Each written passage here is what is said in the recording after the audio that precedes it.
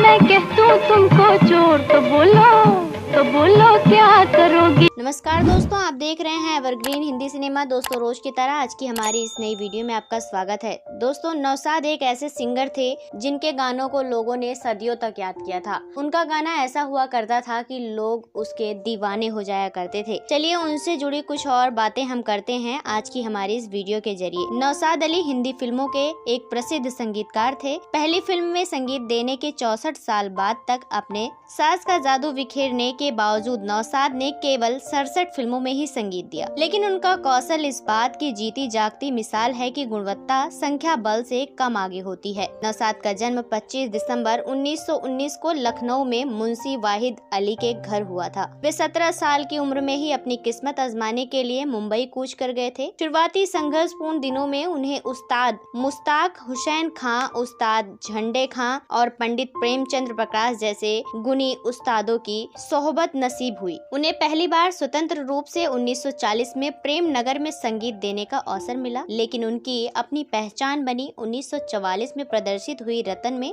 जिनसे जोहरा बाई अंबाले, वली अमीर बाई कर्नाटकी, करण दीवान और श्याम के गाए गीत बहुत लोकप्रिय हुए और यहीं से शुरुआत हुई कामयाबी की। ऐसा सफर जो कम लोगों के ही हिस्से में आता है। उन्होंने छोटे पर्दे के लिए the sword of Tipu Sultan और अकबर द ग्रेट जैसे धारावाहिक में भी संगीत दिया। बहरहाल नौशाद साहब को अपनी आखिरी फिल्म के सुपर फ्लॉप होने के बाद अफसोस रहा। यह फिल्म थी 100 करोड़ की लागत से बनने वाली अकबर खां और ताजमहल, जो रिलीज होते ही औंधी मुंह गिर गई। मुगले आजम को जब रंगीन किया गया तो उन्हें बेहद खुशी हुई। नौशाद ने मुंबई में मिली बेपनाह कामयाबियों के बावजूद लखनऊ से अपना रिश्ता कायम रखा। मुंबई में भी नौशाद साहब ने एक छोटा सा लखनऊ बसा रखा था, जिसमें उनके हम प्याला हम निवाला थे मशहूर पटकथा और संवाद लेखक। यह बात कम लोगों को ही मालूम है कि नौशाद साहब शायर भी थे और उनका दीवाना 8वां सुर नाम से प्रशासित हुआ। 5 मई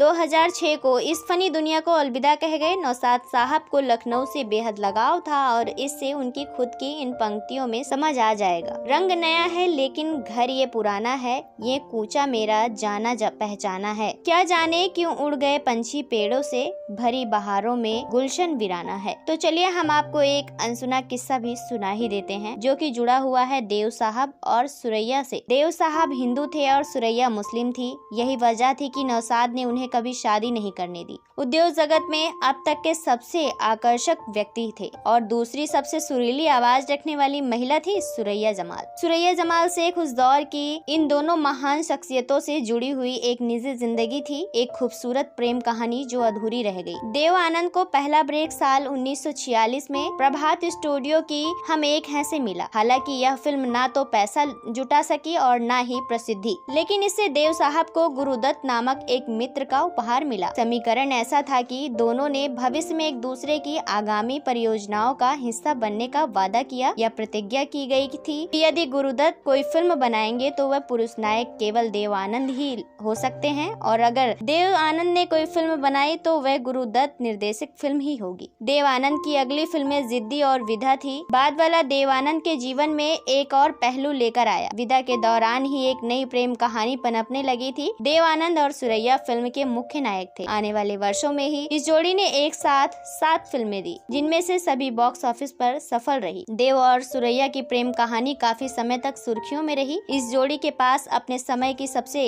भावुक प्रेम कथाओं और गाथाएं दी थी और एक दुर्भाग्य भी। फिल्म विदा के गाने किनारे किनारे चले जाएंगे की शूटिंग के दौरान जोड़े वाली नाव पलट गई थी और वे देव साहब ही थे जिन्होंने सुरैया को डूबने से बचाया और फिर उनके असल जिंदगी के हीरो बन गए। हालांकि ये कहानी एक विशिष्ट बॉलीवुड स्क्रिप्ट थी, जिसमें प्यार और रोमांस के साथ साथ नफरत भी थी और बहुत दुखद नोट पर समाप्त हुई। अपने प्यार के बारे में बात करते हुए देव आनंद ने एक बार कहा था कि जब हमने साथ काम करना शुरू किया तो सुरैया और मुझे प्यार हो गया था। वह एक बहुत अच्छी लड़की थी जिसमें गर्मजोशी और मित्रता झलकती थी। वह एक स्थापित स्टार थी, लेकिन उनके बारे में कोई राय नहीं थी। मैं उनसे पूरी शिद्दत से प्यार करने लगा था। मैं जवान था, यह मेरा पहला प्यार था। और बहुत गहरा था। उस हादसे और प्यार कैसे हुआ, इसे याद करते हुए सुरैया ने एक बार कहा था, देव पहले युवा खूबसूरत हीरो थे जिनके साथ मैंने काम किया और बहुत आकर्षक था। मेरे लिए यह कहना बहुत मुश्किल है कि आखिर वह कौन सी बात थी जो मुझे उनसे सबसे ज्यादा पसंद आई। वे बहुत घबराए हुए थे, खासकर रोमांटिक दृश्यों में। इसके तुरंत बाद हम एक नाव में शूटिंग कर रहे थे और वह पलट गई, लेकिन देव ने मुझे डूबने से बचा लिया। मैंने उससे कहा, अगर तुमने आज मेरी जान नहीं बचाई होती तो यह खत्म हो गई होती। उन्होंने धीरे से बस इतना कहा, अगर तुम्हारी जिंदगी खत्म हो गई होती तो मेरी भी खत्म हो जाती। मुझे लगता है कि तभी हमें गहरा प्यार हो गया था। आखिरकार मेरी दादी हमें अलग करने में सफल रही। मेरे साहस की कमी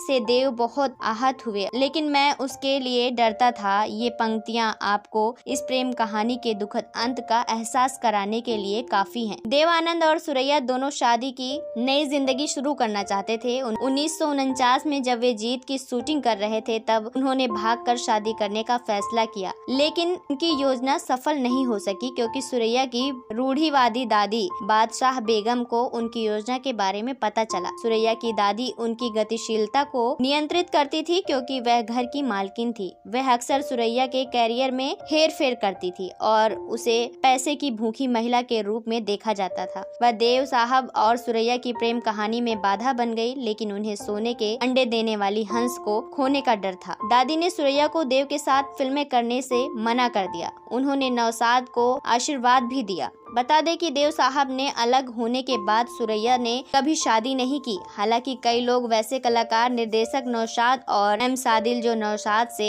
हितौशी थे और सुरैया को अपनी दूसरी पत्नी के रूप में लेना चाहते थे की योजनाएं प्रेम कहानी की खलनायकों से कहीं अधिक बनने की थी। वे नौशाद ही थे जिन्होंने सुरैया के निर्णय लेने पर अनावश्यक प्रभाव डाला था और जिन्होंने सुरैया को उस मंदिर से वापस घर खींच कर लाया था जहाँ वे देव साहब से शादी करने वाली थी। उन्होंने सुरैया को धमकी दी कि अगर वह रिश्ते से पीछे नहीं हटी तो वह देव साहब को मार डालेंगे। सुरैया और देव आनंद की प्रेम कहानी नौशाद के साथ साथ सुरैया की दादी की धार्मिक कट्टरता के कारण बलि का बकरा बन गई। इन दोनों ने मिलकर सुरैया की लव लाइफ और उनकी गतिशीलता को नियंत्रण किया। देव साहब से नफरत की बड़ी वजह उनका हिंदू होना था। अलग धर्म के कारण सुरैया को देव आनंद से दूर करना नौशाद एकमात्र पाप नहीं था, बल्कि उन्होंने अपने जमाने के नंबर 1 गायक किशोर कुमार का भी बहिष्कार किया था। इसके अलावा वह बॉलीवुड के भीतर इस्लामवादियों के प्रति सहानुभूति रखने वालों का एक समूह बनाने का भी दोषी है। कल दोस्तों, आप नौशाद के बारे में क्या कहना चाहेंगे और देव आनंद और सुरैया की प्रेम कहानी सुनकर आप क्या कहना चाहेंगे? आप अपनी राय हमें कमेंट सेक्शन में कमेंट करके जरूर बताएं। साथ ही तमाम ऐसी और अपडेट को पाने के लिए आप हमारे चैनल के साथ जुड़े रहें और इसे सब्सक्राइब करना ना भूलें।